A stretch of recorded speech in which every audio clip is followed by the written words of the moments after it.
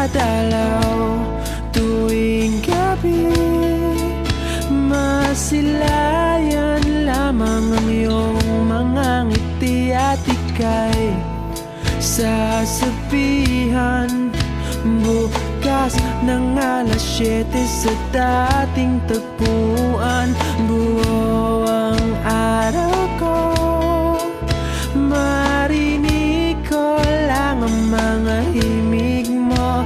Hindi ko man alam kung nasan ka, wala man tayong komunikasyon. Maghihintay sa'yo bukas